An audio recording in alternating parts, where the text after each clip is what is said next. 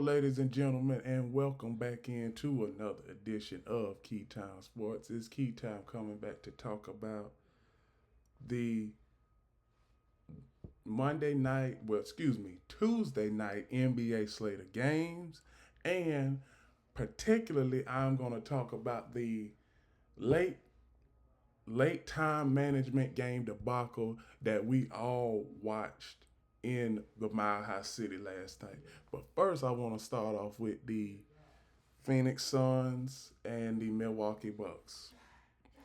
So, Phoenix Suns starters: Ryan Dunn, 5 points; Nick Richards, 13 points; Grayson Allen, 23 points; Devin Booker, 39 points; Colin Gillespie, 18 points.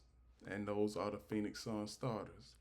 The bench production: Cody Martin, 3 points; Ozio Angelo, 6 points; Tyus Jones, 16 points; Mason Plumlee, Bol Bol, Monte Morris, Damian Lee, Max Vecca, all coach's decision. Did not play because of all coach's decision. The Milwaukee Bucks, what can I say about them? They are in the sixth spot right now. Currently, they are below above average team. That's what I'm going to say. They are an above average team. They are in the sixth spot right now. The Phoenix Suns are in the 11th spot, currently on the outside looking in. So, Milwaukee Bucks, when you look at them, you can see Tarian Prince, 16 points; Giannis Antetokounmpo, 37 points; Kyle Kuzma, 12 points; Brooke Lopez, 22 points; Ryan Rollins, 23 points.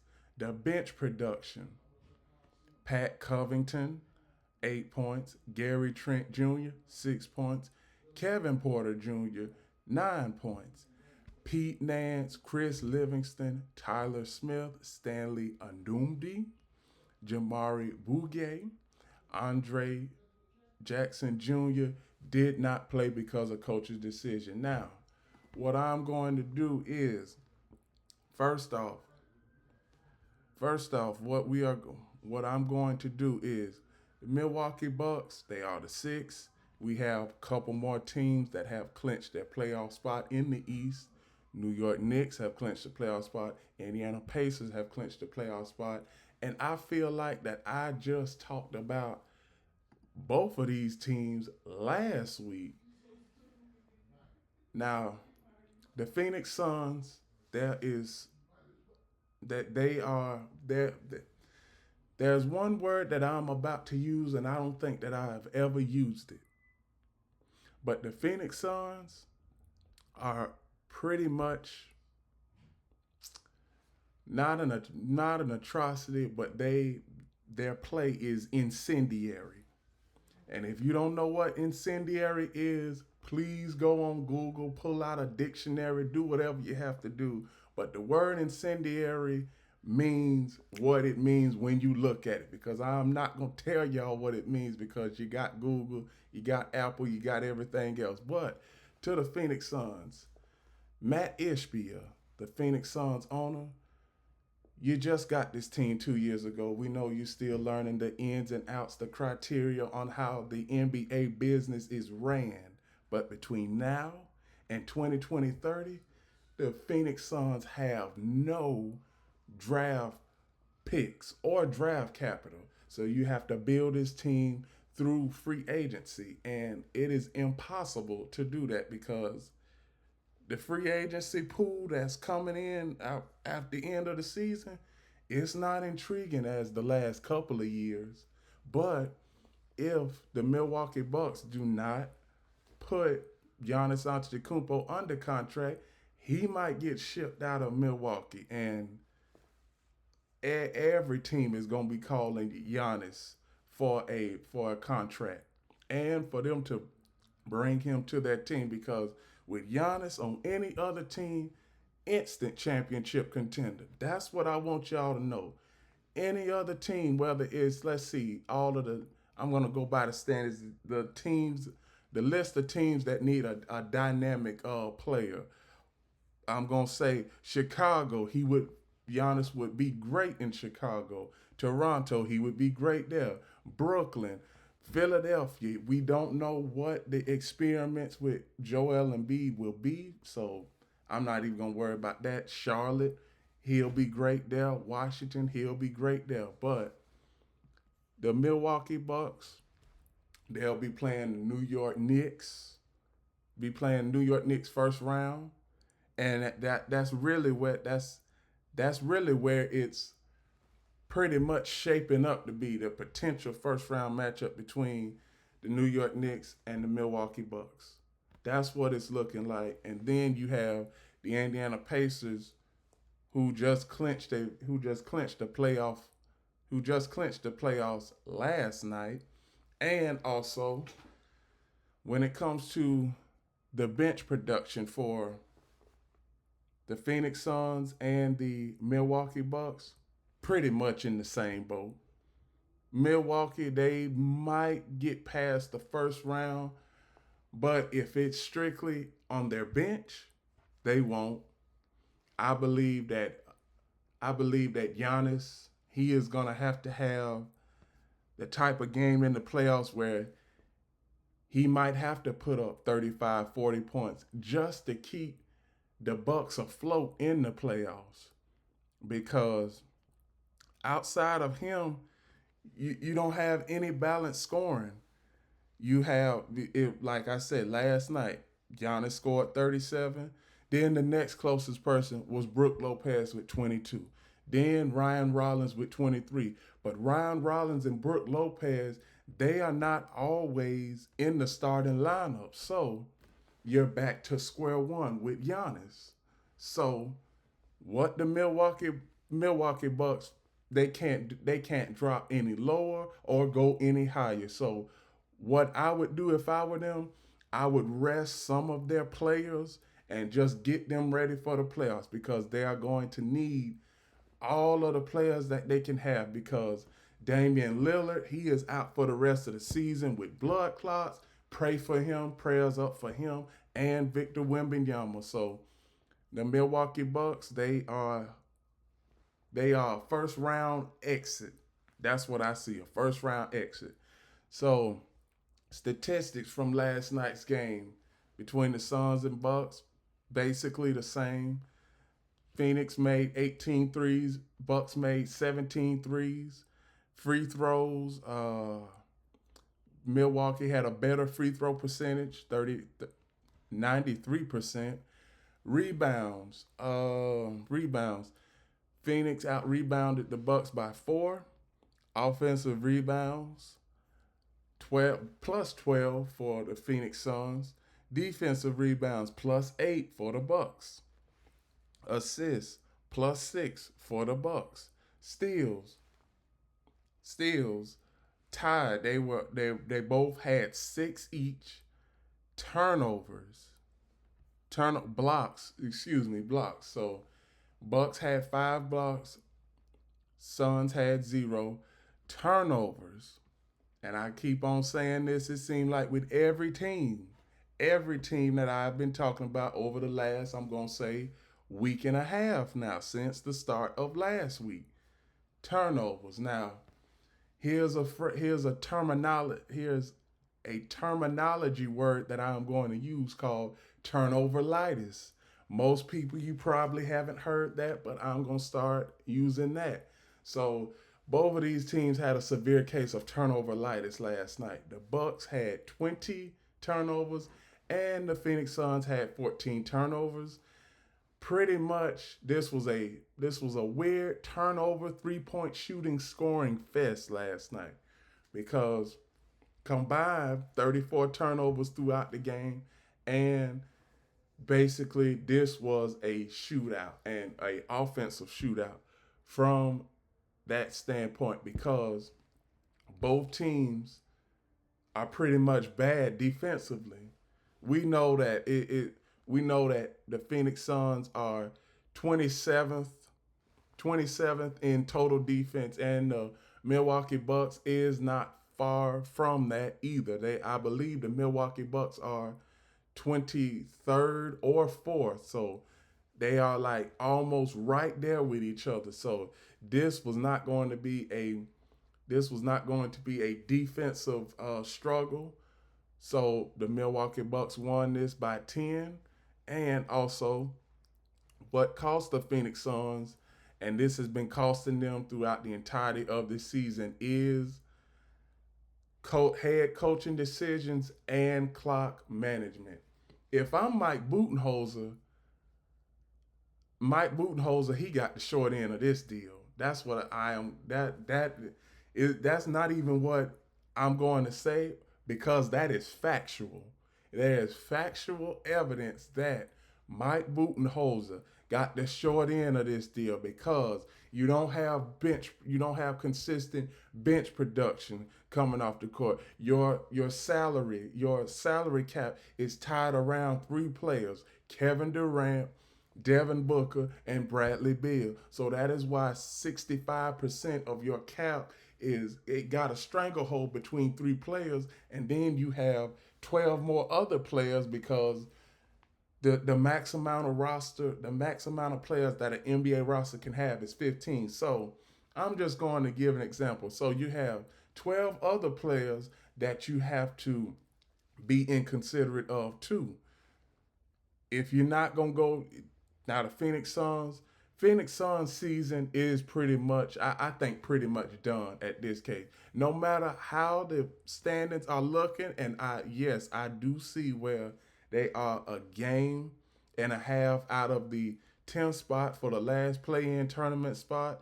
But Phoenix, even if they do get to the play-in tournament, I don't think that they can win in the play-in tournament. So Phoenix Suns, they are pretty much a dumpster fire, and we all were wrong when it came to placing them in that playoff contender conversation at the start of the season.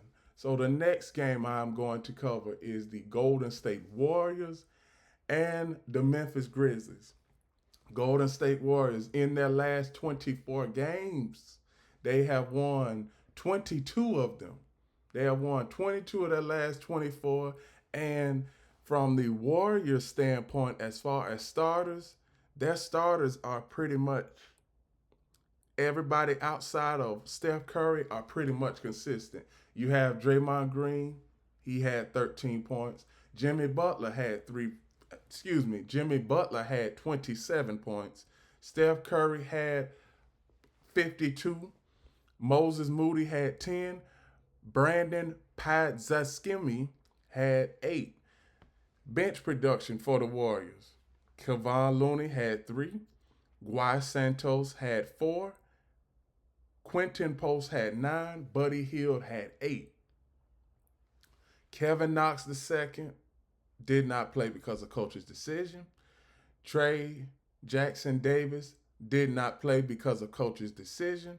Pat Spencer did not play because of coach's decision. Now, this game last night between the Warriors and Grizzlies was very critical, because when you look at the standings, the Golden State Warriors are a half game up on the Memphis Grizzlies after last night's game, and that is with 6 games remaining. That's with 6 games remaining. So there's a possibility where if the playoffs started like today, that the Memphis Grizzlies would be playing the Denver Nuggets, and the Los Angeles Lakers would be playing the Golden State Warriors. Now, we have 7 more games to think about, so obviously 2 through 6 in the West are going to fluctuate.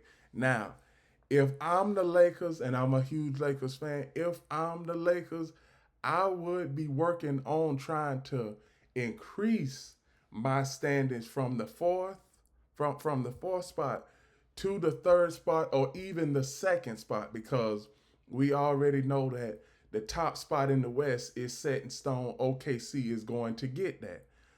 But right now, teams 3 through 6 in the West, if they lose a game, that could pretty much be it as far as them having home court advantage to the playoffs to them going on the road in the playoffs. So that's why I say 3 through 6 in the West is very critical right now. Now let me get back to the game that transpired last night.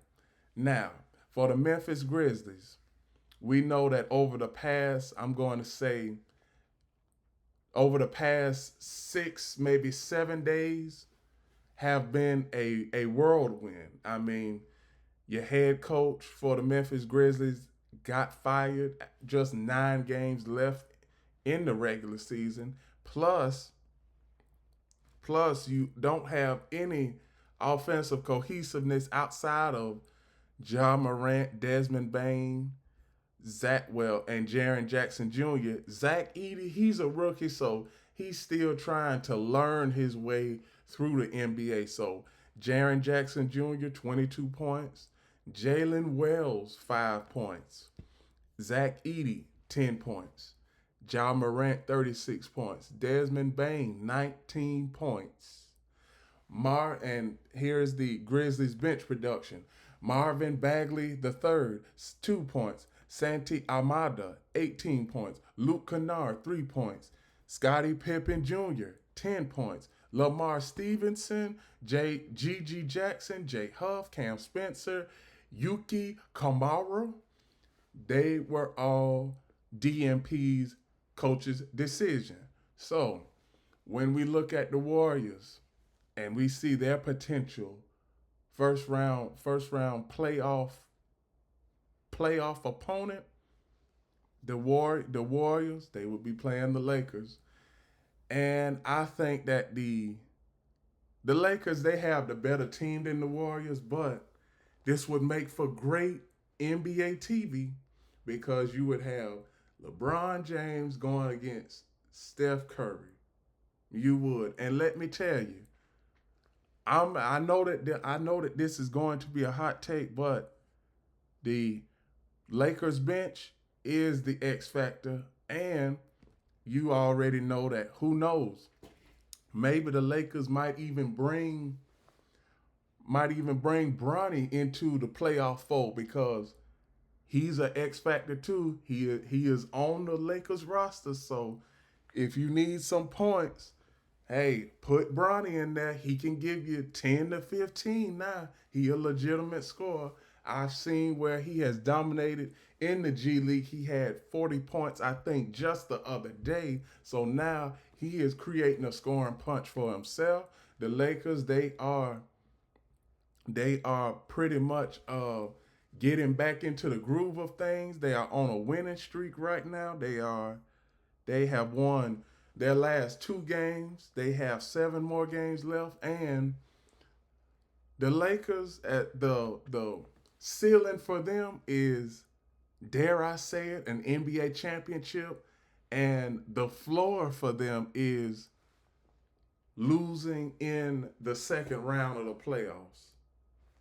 That's exactly what I think the ceiling is for them. Because Rockets, I'm not totally sure. Just because the Rockets are at number 2 in the West doesn't mean that they are the second best team in the West. With Denver, I don't know what went on last night with Russell Westbrook and stuff, and I'm going to talk about that in a few minutes. But with Denver, the bench production, I have that problem with. Golden State Warriors bench production, they have trouble. Memphis, they have trouble when it comes to bench production, players coming off the bench and being able to score in double figures consistently. So with that, here's the statistics for the Warriors and Grizzlies last night. They made more threes. The Warriors did 22 made 3-pointers. 18 made 3-pointers for the Memphis Grizzlies. Free throw free throw percentage from the free throw strike, 100%. You hardly ever hear that when it comes to an NBA team. And Warriors last night, 28 or 28 from the free throw strike. That is one of the reasons why they won the game, because that's 28 points right there just from the stripe alone. The Grizzlies, 19 or 22, 86%. So when we look at total rebounds, Warriors out rebounded the Grizzlies by 6. Offensive rebounds. Offensive rebounds +7 for the Golden State Warriors. Defensive rebounds +1 for the Memphis Grizzlies. Assists +7 for the Warriors. Steals +4 for the Warriors. Blocks +3 for the Grizzlies. Total turnovers. Grizzlies had a bad case of turnover-litis, 16 turnovers, and the Warriors had 11 turnovers last night. So this is a trend with everybody during the last few games of the season, and I get it. I get it. You have your playoff lineups all prepared for the playoffs. This is the last few games of the season, and you're basically just going through the motions. But you don't want to be complacent in, okay, we have a high seeding, because you don't know that at season's end, which will be in 6 days, your record might be in a different spot than you previously intended it to be. So Grizzlies, you are at the fifth spot. The fifth, no, Grizzlies are at the sixth spot right now, and they are in a dogfight with the Minnesota Timberwolves for that final playoff spot. So Memphis Grizzlies, they are between a rock and a hard place. The Warriors, if they keep doing what they are doing, they could be as high as 3 and as low as 5. And the Lakers could be as high as 2 if the Rockets lose. If the Rockets lose 3 games, the Lakers could be as high as 2, or they could be right where they are at 4. So that's all I have for the Warriors and Grizzlies.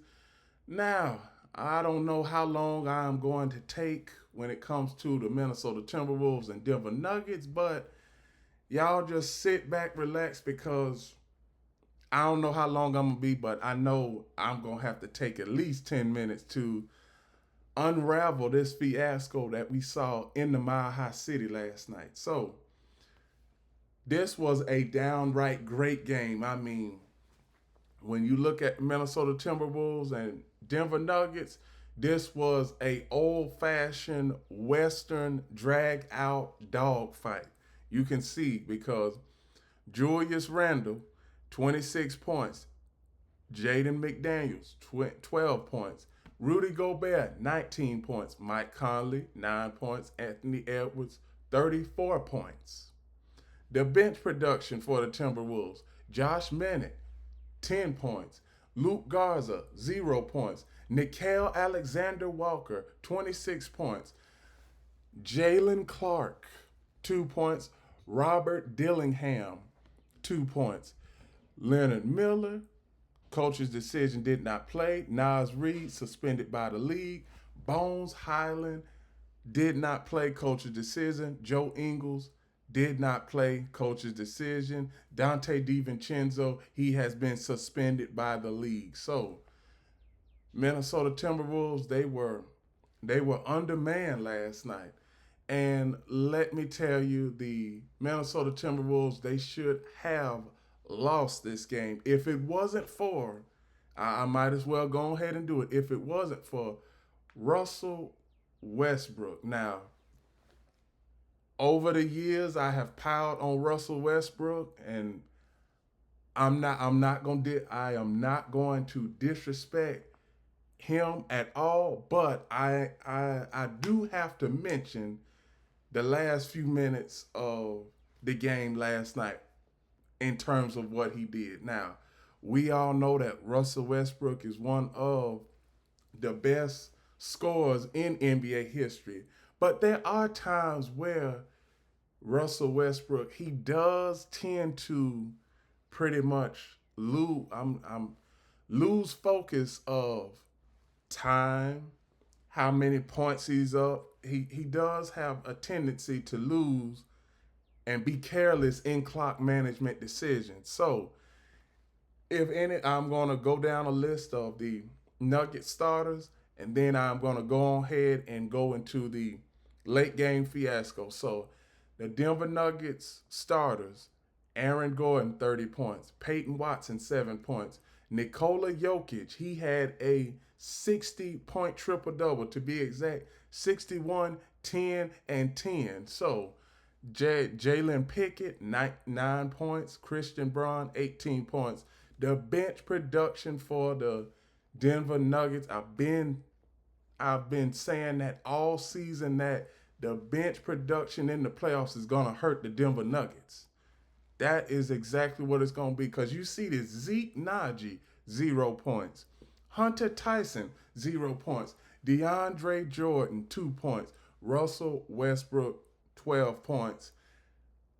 Now you see where Nikola Jokic, he played 53 minutes last night. You cannot have your top dog playing 50 plus minutes and thinking that you're gonna win. Now, the head coach for the Denver Nuggets, Mike Malone, does he I know I get it. In some games you are gonna have to match your opponent blow for blow. This was one of them games. But as far as the bench is supposed to keep the momentum going or even exceed the momentum. And the Nuggets bench did not exceed what the Nuggets starters did when they had got the momentum last night, because Denver, in this case, now, Denver, they had a chance to win it in regulation. They lost. They had a chance to win it in the first overtime. They lost. And also, I'm gonna get to the point where everybody is making. Now, under 30 seconds left, the Nuggets, they were up by one. Minnesota Minnesota came down, shot Minnesota came down and attempted to shoot a 3-point shot, missed it. Russell Westbrook gets the rebound, and let me tell you, on the clock showed, and y'all can go back and look at the highlights. The clock showed 15 seconds. So, in anybody's in anybody's realm of possibility, what you should do there is dribble the ball out. Dribble the ball out. At worst, you're going to get fouled, but you put yourself on the line and make those 2 free throws. But, I heard last night on TNT where Shaquille O'Neal, Shaq, Candace Parker, they both had two different takes on it. Shaq said that Russell Westbrook should have went on ahead, got the dunk. They would have been up three, and and Candace Parker, she said that Russell Westbrook, he should have went on ahead and shot the three ball. Now, in this case, in this case, both of them aren't wrong, because even if the Timberwolves do foul the Nuggets, they still have over 6 minutes. Excuse me, 6 seconds left, and the Timberwolves had a timeout, so they could have advanced the ball in the front court. Yeah. So both of those. So Shaq wasn't wrong. Candace Parker wasn't wrong. Now I'm going to get to both of those points now. Up by one. going to the basket, getting the basket. Now you're up by 3. If you get fouled and make the foul shot, you're up by 4. If you're up by 1, you're up you're up by 1.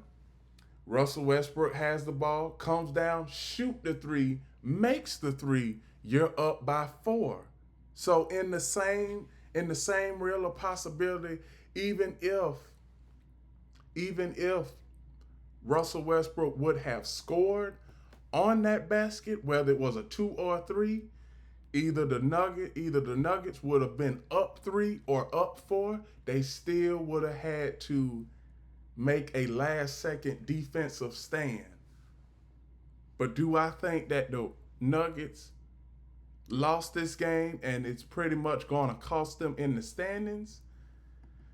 More than likely, I think so, because they really should have the Nuggets really should have sole possession of the third spot. They really should after last night's potential win, but you do have times where you do have mental lapses, and what I'm going to say is that was a mental lapse from Russell Westbrook. That's all I'm going to say. I'm not going to bash Russell Westbrook in any way.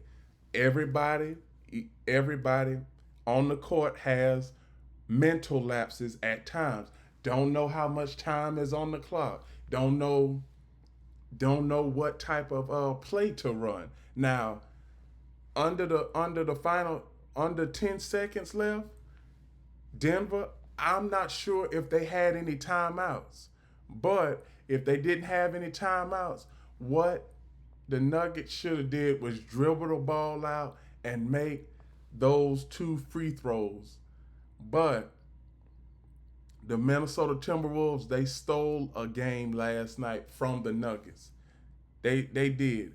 And as you can see, as far as 3-pointers made, Timberwolves made more 3-pointers last night than the Nuggets, 19-12. Free throw percentage, Nuggets made more free throws, twice as more free throws than the Timberwolves. Offensive rebounds, Timberwolves out-rebounded the Nuggets in total rebounds by 7. Offensive rebounds plus 13 for the Timberwolves. Defensive rebounds plus 6 for the Nuggets. Assists plus 2 for the Timberwolves. The steals plus 2 for the Nuggets. Blocks plus 5 for the Nuggets. Turnovers. Both teams had a severe case of turnover-litis. 18 turnovers for the Denver Nuggets, 14 turnovers for the Minnesota Timberwolves. Points off of turnovers. Timberwolves had 16 points off of turnovers. Nuggets had 20 points off of turnovers. Fast break points, plus 16 for the Denver Nuggets. Points in the paint, plus 4 for the Denver Nuggets, 64-60. Fouls. Timberwolves, they fouled more often than the Nuggets did last night, 34 to 22. The largest lead in this game for the Denver Nuggets was 16, and the largest lead for the Timberwolves was 8. So now, one thing I can say, this is going to be my final take for all 3 of the games that we all witnessed last night. Most of these games were about playoff positioning last night. And let me tell you, in the critical moments, one team rose to the occasion, another one faltered. And also, you're going to take a look at these standings in each conference. And what I'm going to say is that as far as nothing is set in stone yet, but from the looks of all of these standings, we pretty much know who is going to be in, with the exception of the Western Conference, we pretty much know who is going to be in the first round, who is going to play in the first round when it comes to the Eastern Conference, because three through this is set in stone. 3 and 6, New York Knicks, Milwaukee Bucks. And for the Cavaliers and Celtics, they will play the winners of the play-in tournament between the Orlando Magic, Atlanta Hawks, Miami Heat, and Chicago Bulls. Now, last night, for the Timberwolves in this case, Timberwolves got lucky last night because the spots 5 through 7 in the West, in the win column, all of these teams are tied. The Warriors, Grizzlies, and Timberwolves at 44 wins. Then you have their loss column. Warriors have 31 losses. Memphis and the Timberwolves have 32 losses. Also, so a lot is going to fluctuate, but as far as the playoffs concerned, we know that all of the playoffs are about matchups. That's in every league. It's about matchups. And what I can tell you is that as far as bench production, I already know what teams have a deeper bench than when they play their first round opponent. So whoever OKC plays in the first round, obviously OKC might sweep them. Rockets, first round playoff series with this young group. This is the first time that this group has ever made it to the playoffs. They get home court advantage. Houston Rockets, they are going to be okay in their first round playoff series. Now, that all depends on who they play. Now, if they play the Memphis Grizzlies, if they play the Minnesota Timberwolves, the Rockets are going to have trouble on their hands because Minnesota Timberwolves, they are experienced, and the Rockets, they are just learning what the playoff experience is like. And as far as for the East, Cleveland have clinched the playoff spot. Celtics clinched the playoff spot. Knicks have clinched the playoff spot. Indiana has clinched the playoff spot. Now, teams 5 and 6 in the East, who is going to clinch a playoff spot first? Because whoever clinches a playoff spot first with 5 and 6 in the East, that is who they will play. Either the Pistons are going to play the New York Knicks in the first round, or the Milwaukee Bucks. That's the only thing that is really set in stone right now as far as for the playoff positioning in the Eastern Conference. Now, like I always say, I'm going to go back to that phrase, the Wild Wild West, and that is exactly what the Western Conference is, because anybody can come out of the West. You have 4 teams, you have 6 teams in the West that separates them from that 5 losses separate 2 through 8.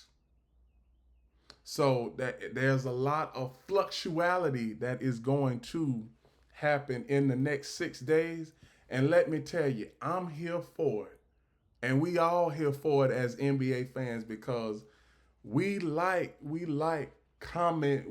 doing commentary on these NBA players and these NBA games, because it's best for it's more entertaining for the fans, and plus this has always been entertaining, and plus we are trying to keep the average spectator for the NBA intrigued.